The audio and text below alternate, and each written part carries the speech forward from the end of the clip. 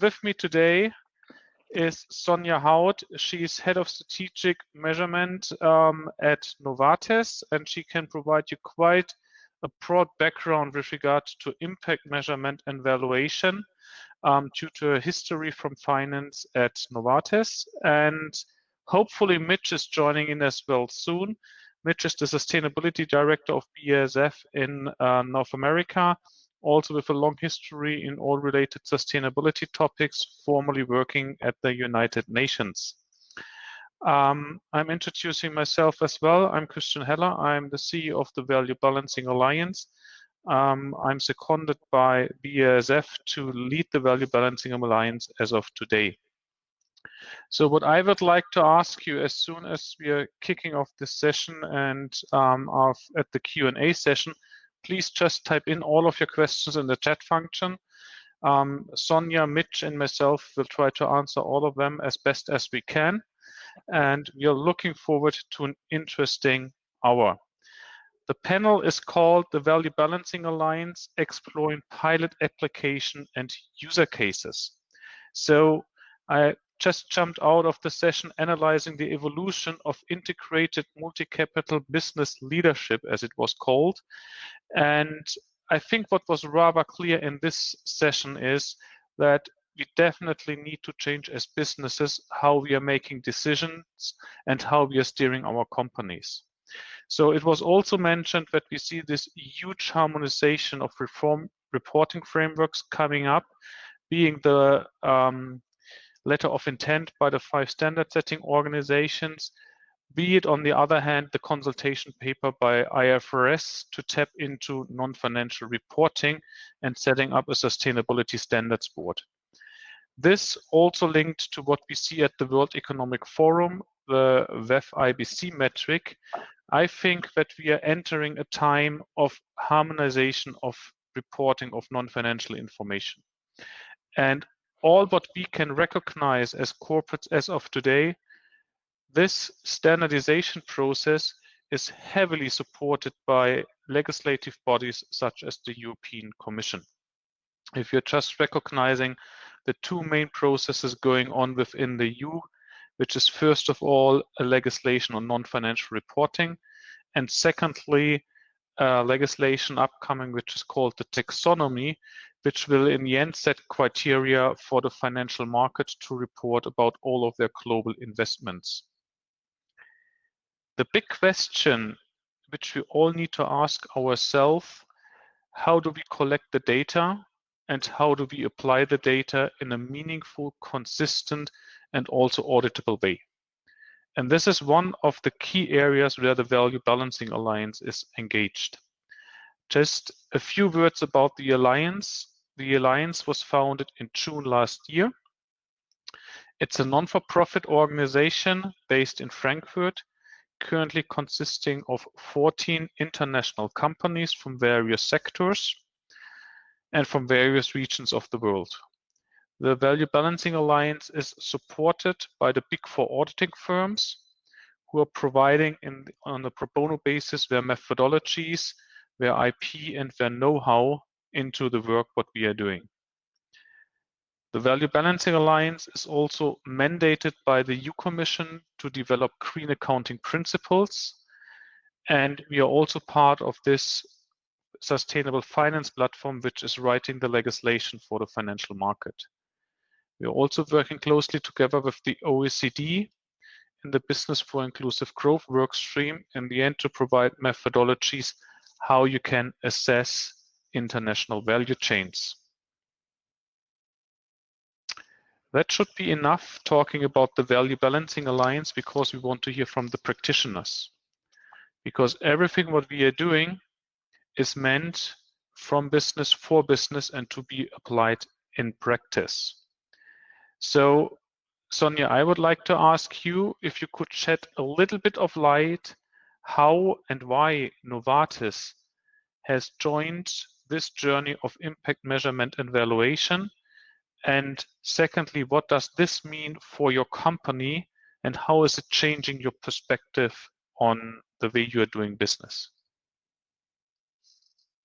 Thank you, Christian, for this great introduction, and welcome everyone to this session on the Value Balancing Alliance.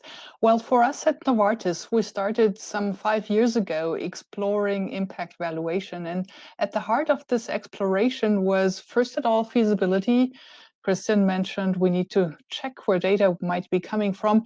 And then would the readouts be meaningful for us as a company and to our stakeholders? For meaningfulness for us as a company would be, can we derive insights? Can we know more using impact valuation approaches than we knew before? And would we feel confident basing our decisions on it?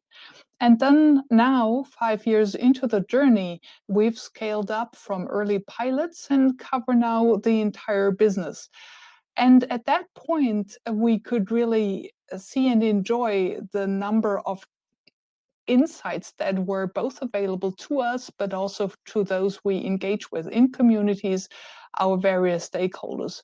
So at that point, the question has become, how come there is such a proliferation of tools and approaches where this seems such a winning approach to the many ESG questions? And clearly, it seemed very obvious to any stakeholder we discussed with that it's not sufficient to just measure inputs and outputs and possibly outcomes, but that we really need to measure what matters and then utilizing valuation to make it simple to understand.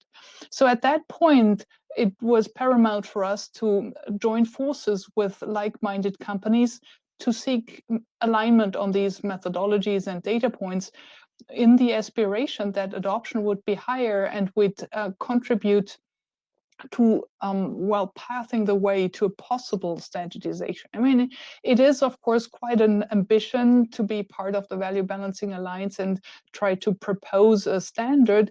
But through the various sectors that are in the Value Balancing Alliance and through the present consultancies, we have quite a good sanity check on different perspectives, and I'm actually looking forward to broadening this.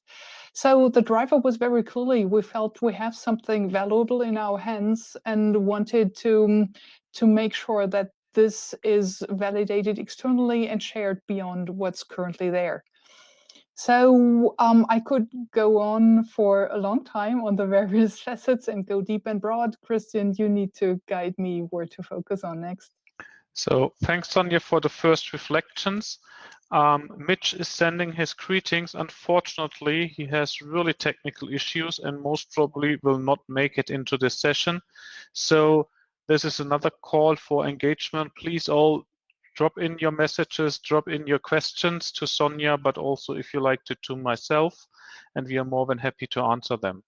So I would go on a little bit in the direction, Sonia. You mentioned that one of the key aspects of the methodologies we are applying is this valuation approach. So if you could shed a little bit more light on how valuation is done, what are in the end the sources we are building in, and how is this affecting in the end the way you're doing business? So you mentioned before, it's all about measuring what matters. So what is the role of evaluation in all of this? Well, there is a long-winded answer and a short one. The short one is really the valuation ensures that we have comparability to other business relevant units. And again, let me circle back at when we started with all of that. And the question was really, what of the plethora of approaches could be meaningful? And what really resonated with senior management was the utilization of monetized impact, that is the valuation aspect, just because it was so easy to understand and get a sense for relative importance. And here, I think that's a key element in that while, of course, behind all the indicators that we as Novartis originally derived from our materiality assessment, behind all of these is a lot of science and a lot of knowledge. But often these expert insights are not easily accessible to those in decision-making power, and not even that necessarily along the hierarchy, but to anyone who takes an interest in multi-capital assessments, to now utilize that term. So How is it done? Well, that really depends on the indicator. You can think of it as in a hyper simplified matter of measuring the impacts and then applying a coefficient. But very often it's not that straightforward, and you need other mathematical terms, thinking especially around the evaluation techniques when it comes to the measurement techniques when it comes to supply chain effects. So I don't think you want me to go into the depth of that. We started with our concept addressing the social, economic, and environmental impacts. And 5 years ago, the highest maturity was clearly around the economic impacts and in the environmental space. And I think that's still true up until today, where although a lot of the gaps have been closed, but clearly there are still indicators and spheres that are not so easy to grasp. Overall, in terms of a readout, what resonates most with people internally and externally is the fact that we can demonstrate a net effect, if you wish. And this is just to engage in the conversation, and to show a total impact means that then from there on you can derive what are the growth drivers of the positive, what are the elements of the negative, and hence what are the actions to be taken. It's a very powerful approach, I have to say, and since we tested it in many countries in the meantime, with round about 25 active practitioners and some more regions, it's really an approach that resonates well everywhere. So we're deeply convinced that this has a promising future. So you were just talking about you were testing this in various countries within the Novartis group. Could you also give us a little bit more details how in the end you're applying the methodologies, especially in the area of decision making and steering, because the former session I think both of us have entered was really talking about how should we shift decision making within the companies to in the end ensure that we are providing value to the system. Kristen, I believe it all starts with transparency, but just by the sheer fact of showing those economic impacts next to net financial profits or returns, and just showing the environmental impacts, and for us as a company, as a pharmaceutical, most importantly, the social impacts, has an important signal. It helps us link back to the company's purpose and expressing that. And it starts just there. So even if they're not big decision items, it just creates the foundation for an entirely different conversation on where we should do business in and how we should do business. So with a lot of the country leadership teams I had interactions with, this was the starting point to just understand, well, wait a second, where does this negative element come from? And what does that mean? We're that positive here, and shouldn't that be even better? And, to engage in these conversations. And from there on, I've seen a lot of activity and a lot of energy coming on, hey, we've done this, can't we seek to express this? Now, when it comes to so a lot of that is signaling. A next bucket of decision making is strategic. By the sheer fact that we know what the impacts are of our total supply chain when it comes to environmental impacts, of course, this is of a huge and tremendous importance. And that gave backwind, tailwind to our colleagues in third-party risk management to actually engage differently with vendors altogether. So that's maybe a strategic element. In the countries, we've seen a lot of areas of where sometimes simple changes made a huge difference. But to really go into the depth, we've started this year in piloting decision making, including the, for us, most relevant item, and that's the social impact of our portfolio. So here we were able to utilize impact valuation to support an investment decision. And just the fact that was transparency around not only financial returns, but about the environmental and social implications, just gave a totally different conversation around this internally, but then also when it came to admission processes externally. That is quite interesting. You mentioned that impact measurement and valuation is really a driver for transparency. So you also mentioned that all impacts are monetized in the end with the key direction to compare natural, social, and human capital, so the multi-capital approach. Looking at this, do you think that this kind of approach might be something like a new concept for materiality assessments, or do you think it will stay along what we currently do with regards to, in the end, stakeholder consultation processes? Christian, if you put me on the spot, I'd say that once the impact valuation approach is successfully standardized and really covers all the typical material items, as per the white paper in the World Business Council for Sustainable Development paper, plus a few others. So I think the notion of the social impact of wages and salaries need to be factored in as well. Once all of that is covered, I believe the role of materiality assessments will change. At the moment, we utilize it as a filter to identify what matters to our stakeholders and then respond back to them in a quantitative manner and understand ourselves how we should think about certain items. In the future, if there's an IFRS type booklet of areas that you need to consider, the role of materiality assessment becomes different. It still becomes an element of engagement and understanding where stakeholder preferences are, but it becomes no longer the filter to identify which indicators to look into. So I think the notion of sustainability materiality will still remain. I think the roles and the interplay will change with respect to impact valuation. I do think, though, that all the capabilities that have been built around materiality assessment will remain key as we transition, and as methodologies still need to evolve. So at the moment, at least to my knowledge, there are still areas that are where we lack scientific evidence to take it all the way to valued impacts.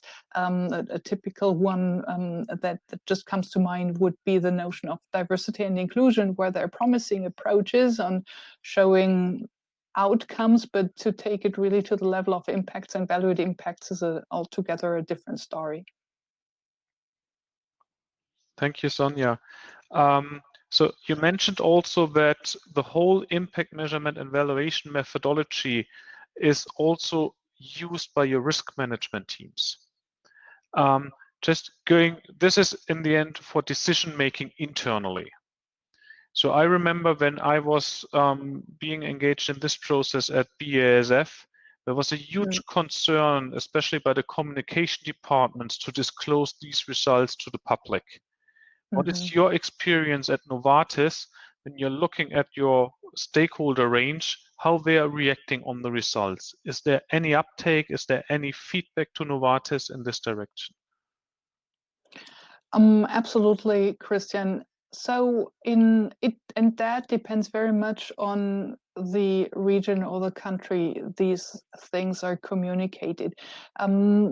What you'll see is that on a country level, there are a multitude of immediate stakeholders that the headquarter doesn't get exposure to with the same immediacy. So it's only natural that, of course, certain interactions with vendors, but also with payers or with patients, get a different hint. Also with academics, with governmental representatives, decision makers in the end for our industry, and there it just helped to bring across the purpose of Novartis in a much more powerful way, and the style in which this is done, and the language, and the how much you see the data immediately and how much you see other things before you see peel back the onion and see the data is very much a style and a cultural background thing, but it's happening everywhere. So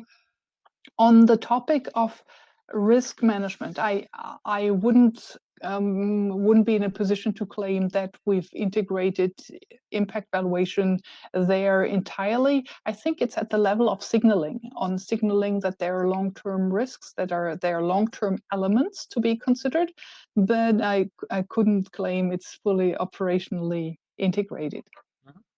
So there's a question coming in from Scott, which is also, I think, an interesting one. You mentioned that we are still in the development of methodologies and we need to have academic support and research in the end to get some of the methodologies really on a robust level. And data most probably will also play a key role to make all of these measurements taking place. So the question which comes in from Scott is, what role will assurance play in this disclosure? I think a key role, really, Scott and Christian. I think a key role there, together with the plethora of approaches in the ESG field. There's also a huge uncertainty on what it is, what it stands for, and which definitions were applied.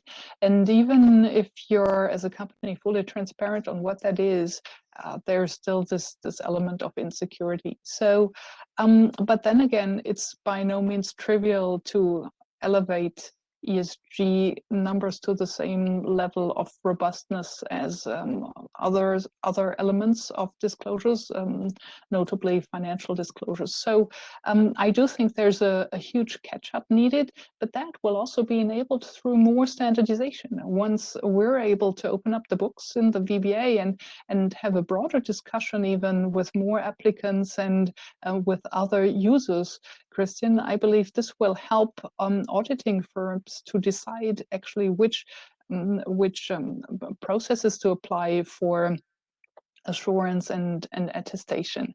So at the moment for us, it's the disclosure for impact valuation is on the level of limited assurance. And clearly there are still elements of highly individualized elements, notably around the social impact of our medicines, that will require an industry-wide approach, probably rather than a cross-sectorial approach. So this would be the next direction of questions. As introduced, the VBA is working across sectors and coming up, first of all, with a sector agnostic approach, how you can, in a standardized way, measure and value your impacts. But if I'm looking at the sectors which are in the Value Balancing Alliance, so talking example about automotive, talking about IT, talking about chemicals and others. So Novartis as a pharmaceutical sector is so close to a core human right, which is the health of people. And your key interest most probably is in this area where you have the most positive impacts on society. So can you elaborate a little bit how you as Novartis, but maybe also in collaboration with other pharmaceutical companies, heading for a sector approach, and what are your guiding principles in this direction? Yeah, clearly, Christian, our products are the source of our most material items, so it's natural that we should take a closer look. And as we did, it turned out that this is really also the largest impact we can have as a company. So, but it's also quite specific. Since through the pharmaceutical development and launch process, one needs to go through an admission process that is really highly regulated and that requires extensive clinical trials. And through these clinical trials, there's a lot of data on effectiveness, on usefulness. So there is a basis on health outcomes measurements that are just legally required. So to actually combine this with evaluation is maybe more straightforward for us than it is in other industries. At the same time, there is, because it's already so highly regulated and because of these things are happening anyway, the question becomes what the additional value add is of impact valuation just precisely in that area, because in this field, health economists have already a huge tool set of different approaches on health technology assessments, helping them to decide which medicines are really effective and should be allowed on market. So it's a highly sector-specific response. Christine, I'm sorry. So that requires us to actually approach the entire field differently. We're working on with a group of scientists to issue a meta-study on these health technology assessments to actually explain how impact valuation and especially the social impact of our medicines fit in.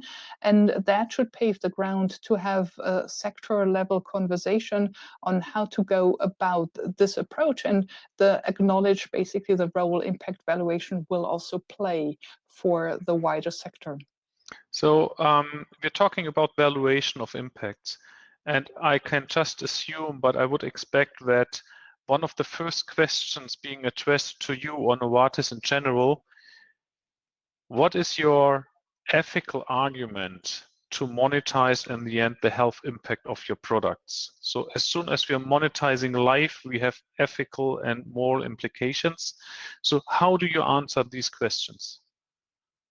Interestingly, it was a huge concern of the project team early on, and we weren't quite sure whether we could find traction on this conversation at all. Interestingly, that wasn't the response externally at all. And here, it hasn't come up as a question on the moral grounds. It has more been on the question on which type of approaches have you utilized. So we utilize a socioeconomically differentiated approach for the different countries instead of universal approach, the background being that that is closer to how the effectiveness and the standard of care is measured in the countries. So here we have a linkage, but the moral argument, is interestingly enough, it hasn't come up. That surprises me, but Mm-hmm. if this is the reaction from the stakeholders, let's see when the questions are coming up in this regard. So when you're looking back, I think you have a 5 or 6 years journey on impact measurement and evaluation.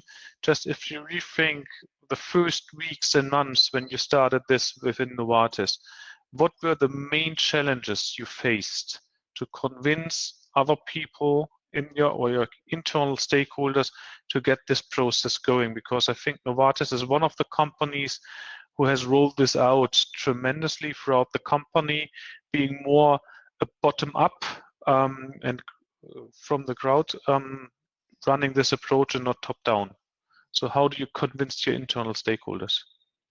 Yeah, absolutely. But we're also a research company, so everybody sort of is familiar with testing and trial and error. So first of all, maybe before convincing others, we needed to get our heads around on what this is and whether it would be possible to have a consistent approach. But once the team felt sufficiently happy with the approach in that it could really work and that it could really have applications in the various fields of business, we then reached out to them, exposed them to the idea. And I have to say, maybe it's also because of that culture of research and development. People were interested, but also not terribly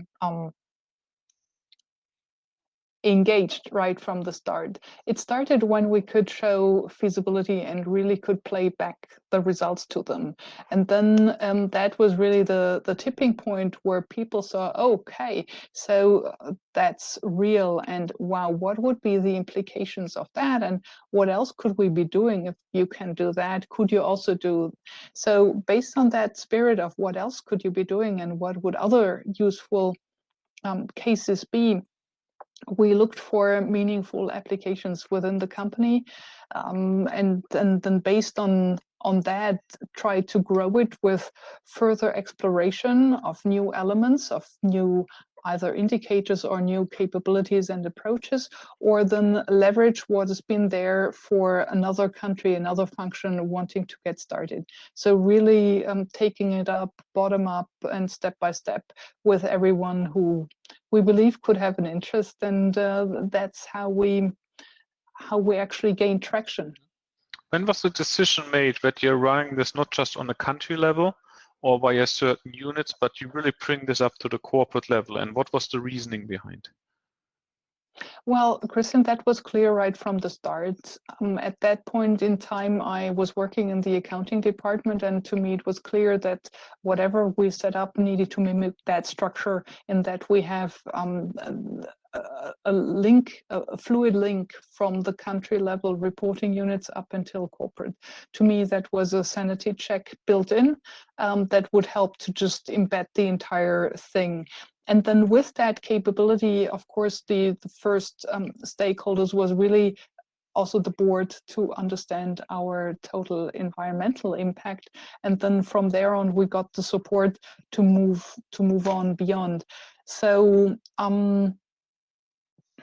it was very clear from the start that we wouldn't do the one without the other, and that we would, of course, leverage our central systems. I mean, that was the one guide we got repeatedly from the Novartis CFO from the very beginning, to make sure that whatever we set up in terms of reporting isn't an additional burden to countries, but comes in as an efficient process based on existing data points.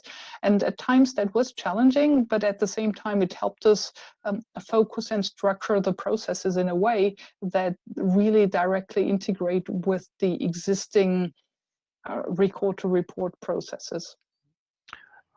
So it wasn't really a separate decision point. It was just step-by-step approach to get there. So when you're thinking or looking into your company and the whole knowledge you have with regard to Novartis, what do you think this new measurement framework will change most within your company?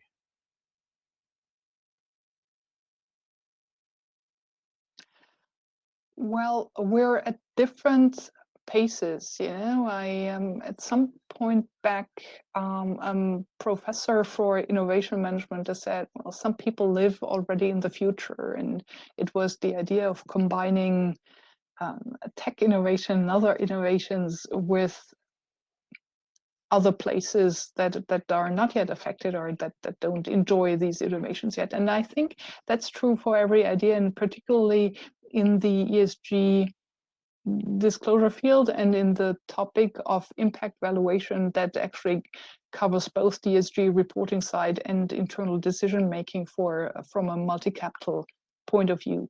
So here we have a huge potential that this is deeply ingrained into internal decision making processes, that it becomes the heartbeat and the lifeblood of the company in support of demonstrating in a quantified way what it is we do, how we bring our purpose to life. Now, is it happening in lockstep? I wouldn't say so. So clearly there are individual teams and countries who've totally embraced this and actually live and breathe this. And then in other areas, it stays at the level of a disclosure. So really simultaneous things happening, also driven by the various contexts of stakeholders. I mean, in some areas, it's easier when there's an expectation on a team that something be delivered, versus in other areas. So in some countries, the market position and the thought leadership position is so strong that there's a certain expectation that the Novartis team comes up with the next big thing. So that's, of course, an easier setting than when you're at a level of almost, well, a very small player, hardly recognized. And then to put forward something like that is an entire different ballgame. So how would I see the future? I do think impact valuation has the unique potential beyond everything else I've seen and I keep looking at, to really be the set of measures that is used by management, that is used by governments for their decision making on whatever the policy decisions are that they need to make, and last but not least, for investors. I do think that's the great transformative potential impact valuation has. Thanks, Sonia. You're pitching directly in the direction I wanted to go now, to go a little bit beyond Novartis and tap into, let's say, the broader development, what we see with regard to impact measurement and evaluation. I well remember the time when Kering came up with their first environmental P&L, which was somehow the starting point of this evolution. And at least the last numbers I have heard, they are all in the end just assumptions because there are no clear figures out there, that more than 1,000 international companies have started to apply and test these kinds of methodologies, talking about impact measurement and valuation.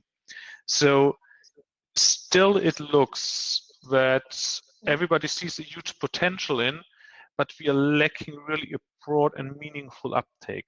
What do you think needs to happen that we are getting to an uptake and also to disclosures in this regard which are consistent and meaningful?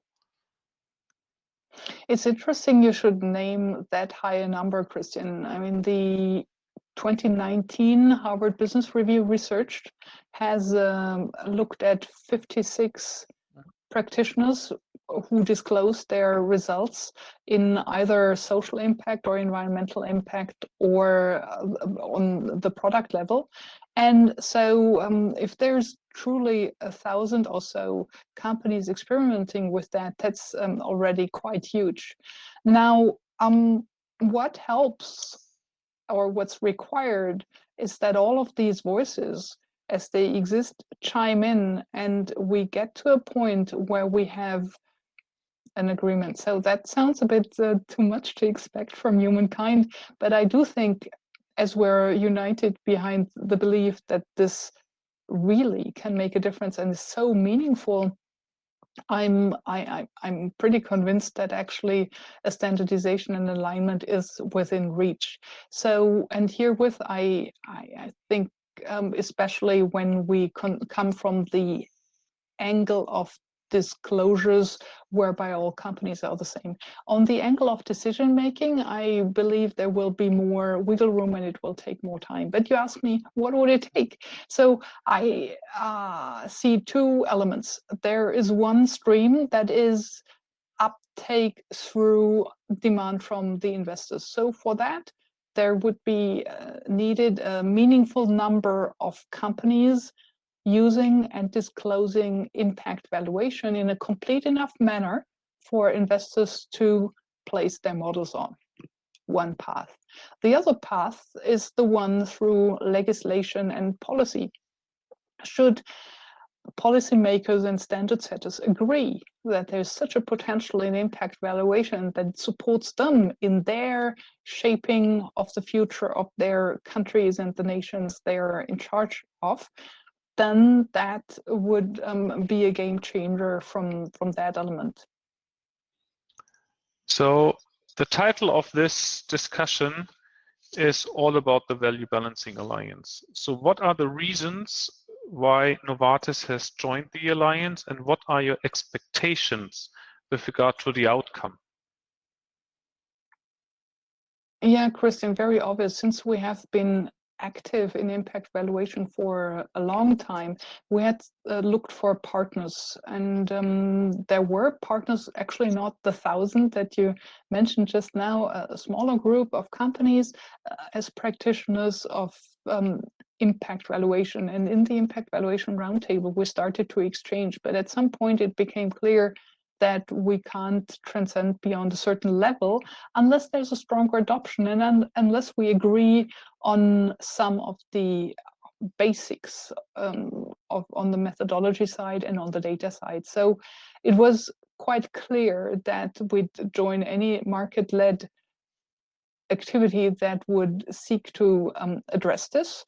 And so it was straightforward for us to join and be a co-founder of the Value Balancing Alliance, actually.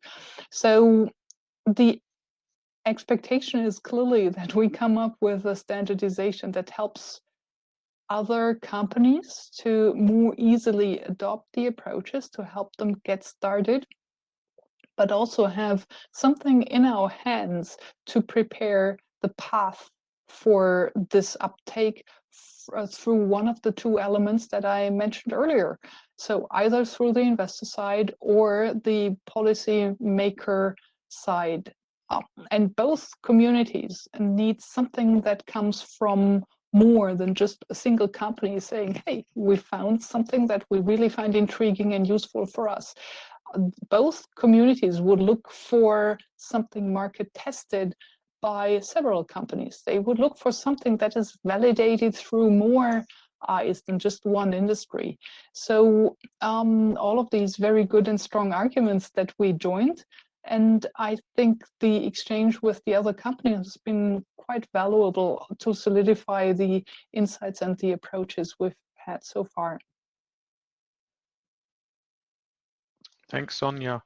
So looking a little bit beyond, what do you think, looking 5 years ahead and assuming that the number I'm pointing out of 1,000 companies, by the way, this goes back to discussions what I have with our 4 pro bono partners within the Alliance, who are shedding some lights on how many clients we currently have working on this area. But as you mentioned in the Harvard Business Review, was, I think, 55 or up to 60 companies who are actually disclosing something in this regard. So if you're looking ahead 5 years in time and also backed on the history what we had over the last 10 years, where do you think are we in 5 years we're talking about impact measurement and evaluation? That's a bit like dreamland, right, Christian? So 5 years from now, given the currently accelerating, highly dynamic environment, in 5 years from now, IFRS will have taken on board the so-called non-financials under their wing. And as part of that, maybe I shouldn't say that, I've never spoken to them. So I would think they step up more, and I would see that actually more of the existing frameworks and standards start to come together, start to coalesce. So between the two directions of impact, value to society and value to the enterprise, I think both of these elements of impact valuation will find a home with one of the non-financial sustainability accounting standard setters and will be adopted there. Will we already have the thick several thousand pages yearbook that IFRS issues for financial accounting? I don't think so. I think that'll take another 5 years. Let's see where we are going. You mentioned one in your last sentences, one of the 2 parts of the methodology when we are talking about impact measurement and evaluation. This is, first of all, value to society. So in a nutshell, the positive and negative impacts of your business model along the value chain on your external ecosystem or the system value you create, which was mentioned before in other sessions. And the second part was the value of the enterprise. And I think as soon as we are talking about the value of the enterprise, we are entering the area also of financial reporting and accounting. Is there any guidance you see from your accounting background, how impact measurement methodologies might make their way into enterprise value creation? Yeah, it's of course the big question. I think for full transparency, I need to disclose that I'm only, and again, accountant by adoption and not by birth. So with that in mind, let me try to respond. So the gap between book value and market capitalization is of course stunning for, if you think Tesla and some of the tech giants in Silicon Valley. So the question becomes, what is this difference made of? What are the intangibles? And can we possibly explain how to increase that value and how to protect it? And for that, we need to know what it is made of.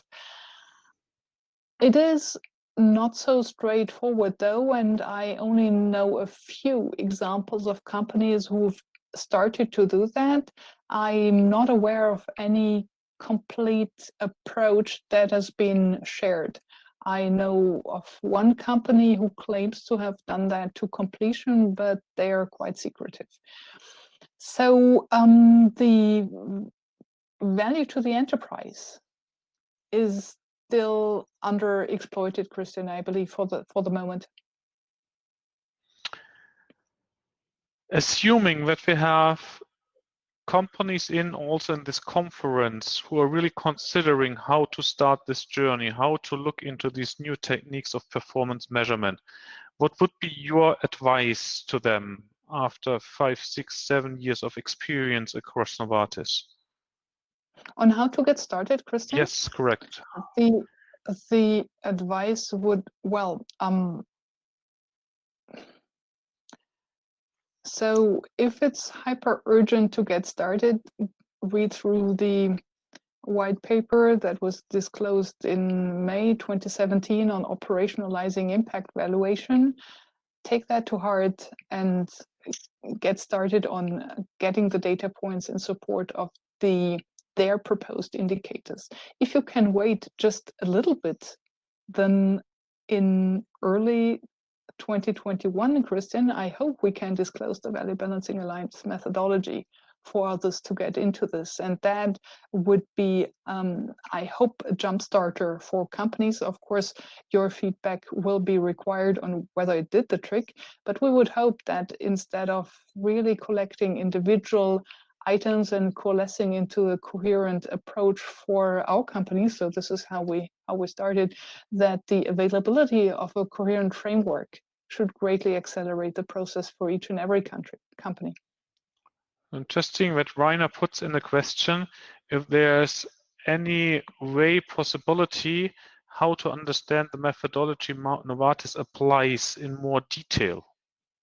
Yeah, absolutely. We published quite a number of case studies, one on the social impact of living wages, one on environmental impact along the supply chain, one on the social impact of our medicines, one on our economic impact, and a number of more specialized ones on the SRI of a forestry intervention is one that comes to mind. And there's one of a special intervention at the nexus of health and environment for rural population in Rwanda. So yes, there are case studies that would explain that in depth.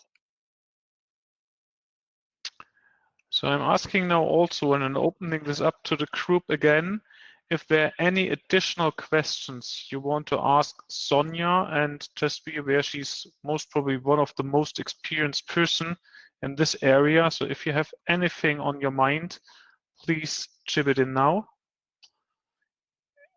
So we are waiting a little bit and maybe asking a few final questions to you, Sonia, just to bridge the gap if somebody wants to type something in.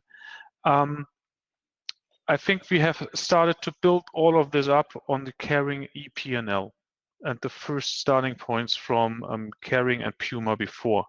So where do you see the main challenges with regards to driving the methodology development forward? And who should do this? Is it from business, or are there other stakeholder groups who should drive this journey? Yeah, I'm a believer in co-creation, Christian, and I truly think that it needs to come from several angles, ideally simultaneously.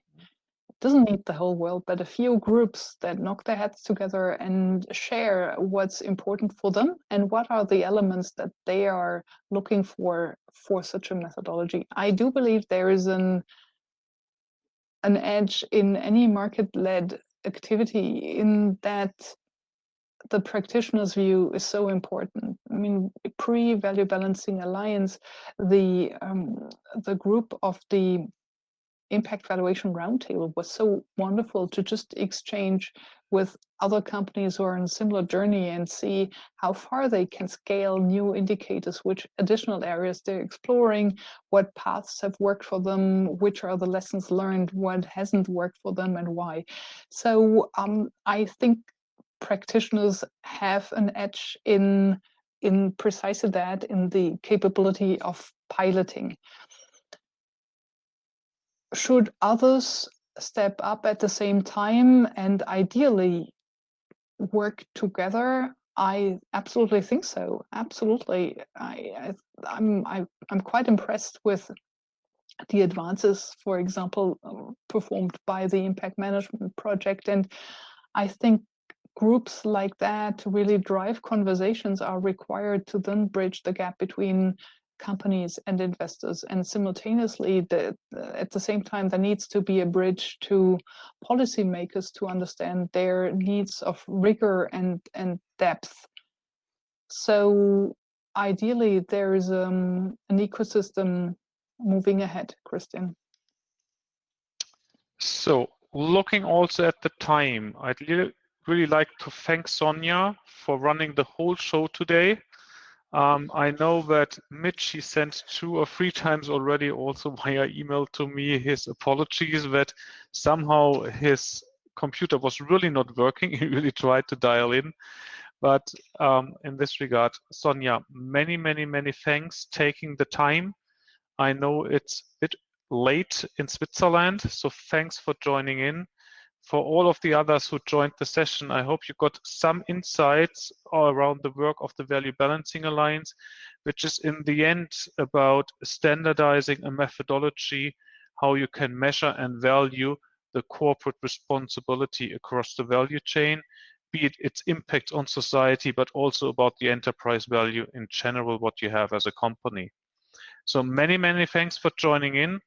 Looking ahead where this development goes, I think it's a unique window of opportunity really to change the way how we are doing business. And we are looking forward to companies who are leading us in this way.